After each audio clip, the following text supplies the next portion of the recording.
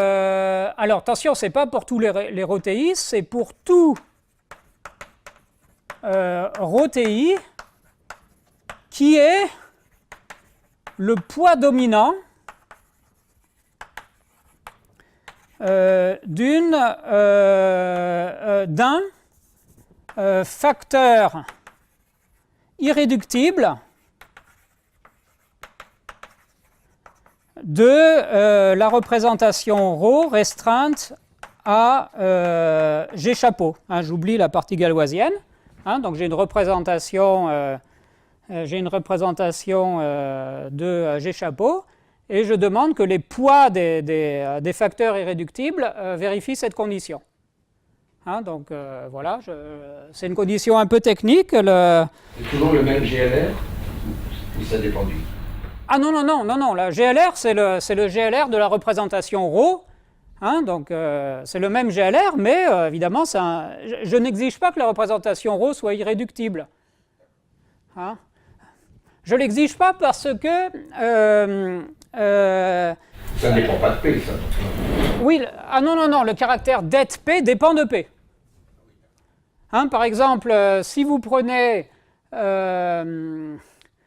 voyez, si par exemple vous prenez P égale G, bien sûr, le det P, c'est le caractère trivial.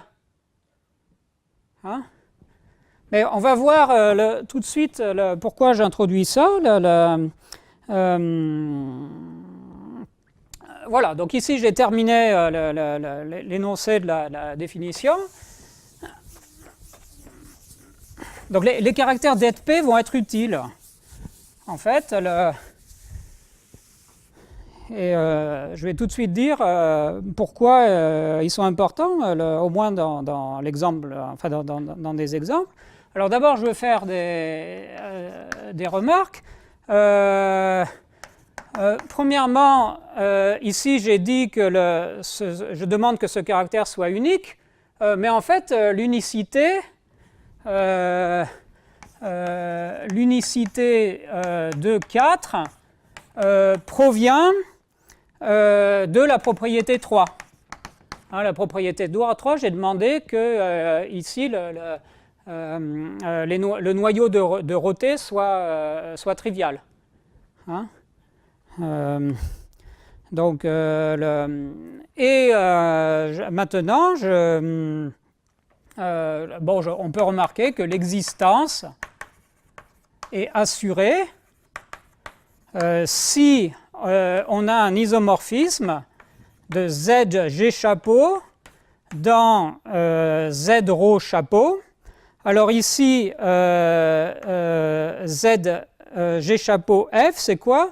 C'est l'ensemble des éléments du centre de G chapeau qui sont fixés par le groupe de Galois.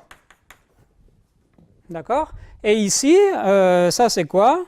C'est le centre du sous-groupe des automorphismes de ρ dans GLR de C. Donc par exemple, si votre représentation est irréductible, ici vous avez simplement les scalaires, hein, vous avez C fois, et donc il vous suffit que la partie F rationnelle du centre de G chapeau soit également C fois. Et dans ce cas-là, voilà, donc c'est une condition un peu technique. Mais je vais tout de suite expliquer pourquoi. Pardon ? Chapeau ρ, c'est le centre de quoi? C'est le centre du sous-groupe des automorphismes de ρ. Hein, c'est-à-dire les éléments de GLR de C qui commutent avec l'homomorphisme ρ.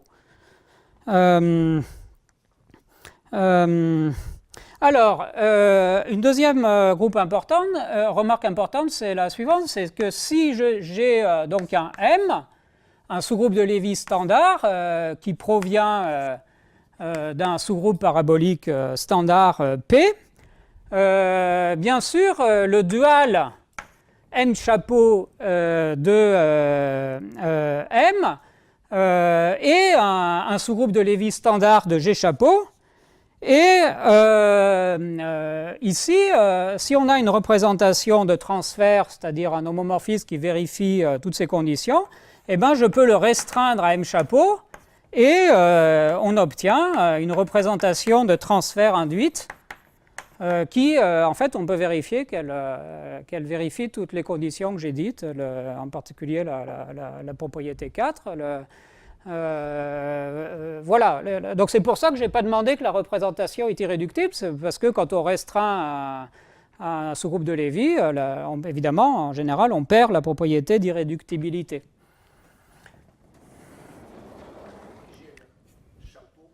Oui, GLR chapeau, c'est GLR de C. C'est le dual de GLR. Alors,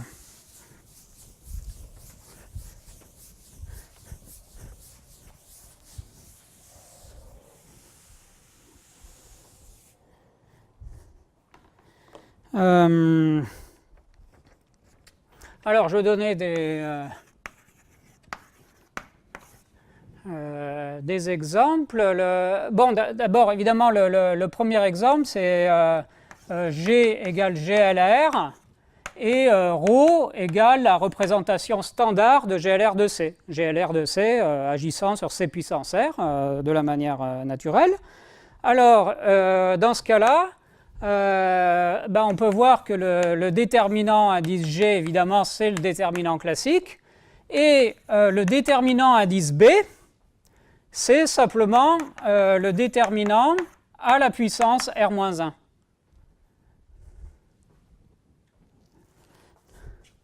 Donc ça veut dire que le produit des deux, c'est le déterminant à la puissance R qui intervient dans la transformation de Fourier sur MR de C, sur MR. Hein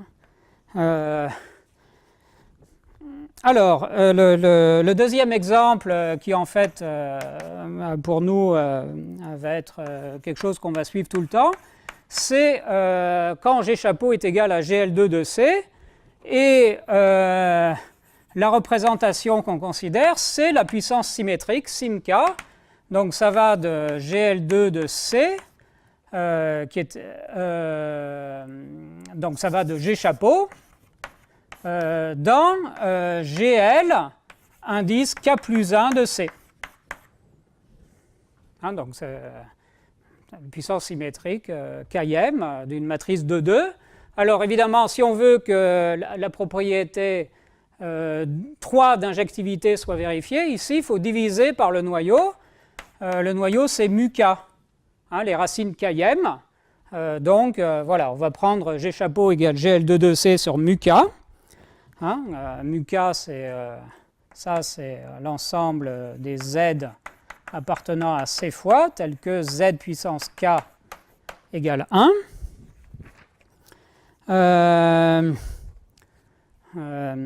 Alors, ici, donc, bon, il est bon de calculer quels sont exactement les objets qu'on a. Donc, le xt chapeau, c'est-à-dire les caractères de T chapeau, c'est l'ensemble des N1, N2 appartenant à Z au carré, tel que N1 plus N2 soit un multiple de K. Hein, parce que ici, on a divisé par mu K. Et donc, les co-caractères de T chapeau, c'est l'ensemble des R1, R2 appartenant à Q au carré, tels que R1, R2 appartiennent à 1 sur K, Z, et R1 moins R2, la différence est un entier. Hein, donc, pour les termes individuels, il y a un dénominateur K qui est autorisé, mais la différence doit être un entier. Voilà. Alors, on peut dire aussi que les poids de ρ, il y en a K plus 1, c'est quoi? C'est les poids, évidemment, c'est des éléments du groupe des caractères, hein, et c'est les uplets IK-I, c'est les couples IK-I, avec I compris entre 0 et K. Hein, donc la somme est égale à K, c'est bien un multiple de K. Hein, Alors, maintenant, donc on connaît G chapeau, c'est ce quotient, on se demande ce que c'est que G. Alors vous voyez que le G chapeau, c'est un quotient de GL2 de C. Donc vous allez avoir que G lui-même est muni d'un morphisme vers GL2, considéré sur votre corps global F. Alors, de manière précise, qu'est-ce que c'est vous avez un carré cartésien comme ça. Ici, vous prenez le déterminant. D'accord. Ici, vous avez GM. Et là, ça, c'est l'opération élevée à la puissance km. Hein, et donc, G, c'est simplement ce produit fibré. Voilà, donc ça veut dire que les éléments de G, les points de G, j'aurais peut-être dû écrire les points à valeur dans un corps quelconque, on peut les écrire sous la forme suivante, G complété par une racine km du déterminant. Hein, on demande que le déterminant soit une puissance km dans le corps ou l'anneau de coefficient. Hein, donc ici, ceci est un élément de GL2 et ceci est un élément de GM, hein, à coefficient dans un corps ou un anneau. Donc en fait, les éléments de G, on les notera toujours comme ça. Hein. Et de même, on a... T s'inscrit dans un carré cartésien, donc vous avez GM, GM, T2, donc ici c'est simplement quand vous avez deux composantes, lambda, les deux composantes lambda 1 et lambda 2, T2, T2 c'est GM au carré, ce que vous leur associez c'est leur produit. Hein, donc ça veut dire que les éléments de T, c'est des triplets constitués de lambda 1, lambda 2, hein, deux scalaires multiplicatifs, et une racine km du produit. Voilà. Hein, donc j'utiliserai ces notations, je pense que c'est vraiment sans ambiguïté, enfin, c'est... Voilà. Alors, donc ça c'est la situation. Donc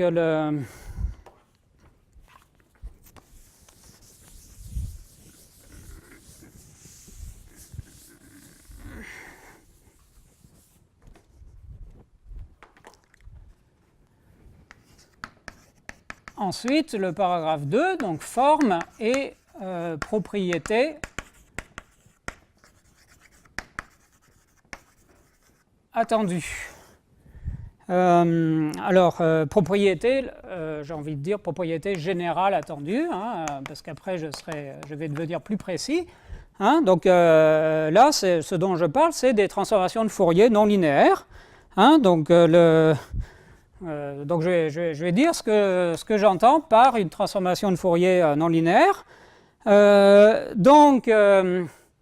On considère comme au paragraphe précédent donc un groupe réductif G quasi déployé avec son déterminant, hein, le det indice G, et avec aussi une représentation de transfert ρ, hein, qui va du produit semi-direct dans GLR de C, le dual de GLR.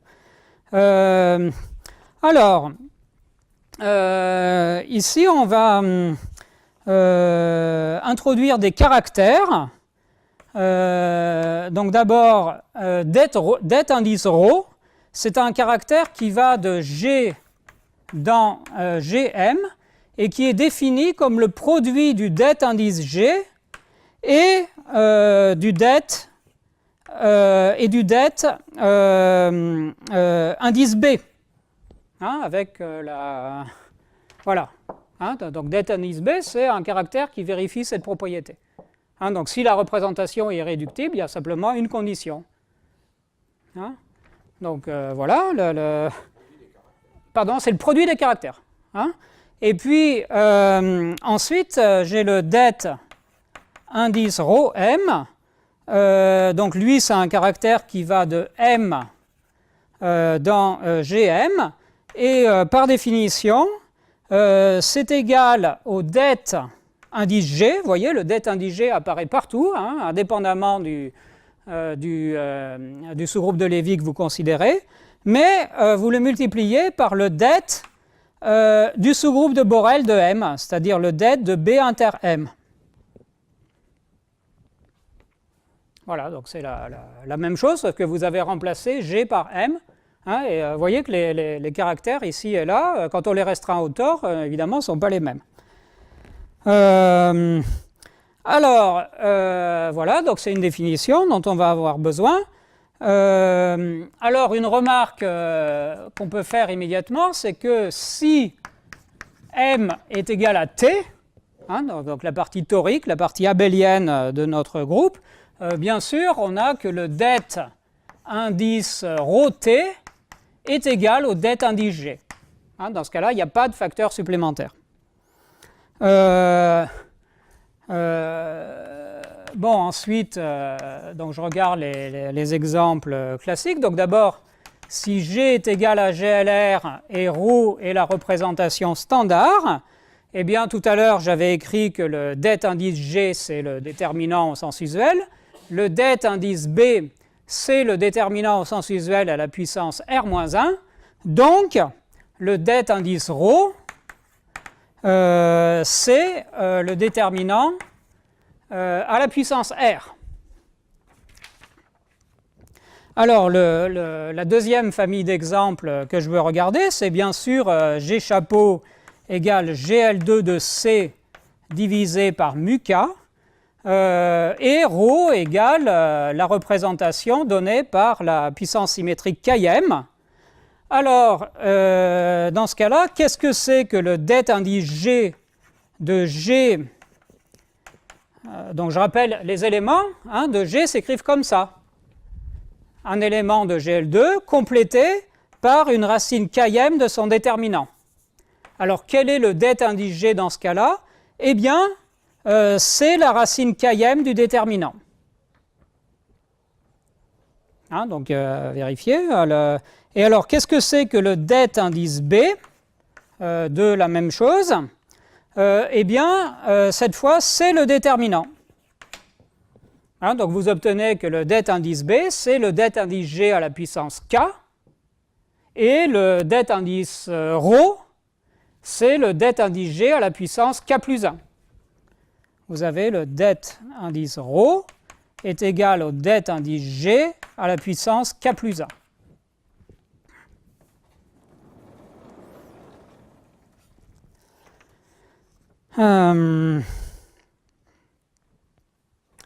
Alors,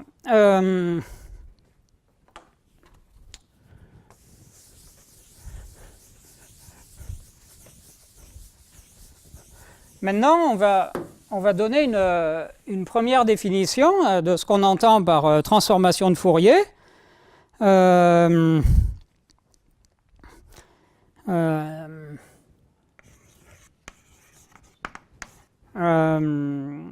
Donc, alors, on choisit une place arbitraire de f. Hein, les transformations de Fourier sont des objets locaux. Hein, alors, qu'est-ce que c'est qu'une transformation de Fourier? Qu'est-ce qu'on entend par une transformation de Fourier?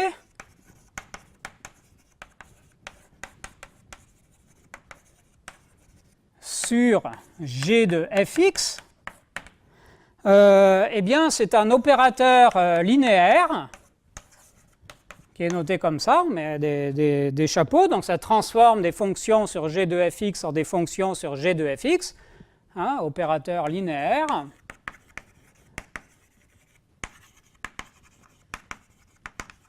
Alors, on peut se demander quel type de fonction. A priori, ici, on prend les fonctions les plus régulières possibles, c'est-à-dire des fonctions localement constantes, des fonctions de Schwartz, hein, localement constantes à support compact si la place est ultramétrique, ou bien C infini à décroissance rapide si la place est archimédienne. Et puis là, bon, a priori, on a des fonctions beaucoup plus générales, je ne précise pas. Mais ce que je veux, c'est la chose suivante, c'est une propriété, une double propriété de compatibilité avec les translations à gauche et à droite. Hein, donc, ce que je demande, c'est... Alors, donc j'introduis des notations. Qu'est-ce que c'est que f de x g? Donc, par définition, donc, f de x g d'une variable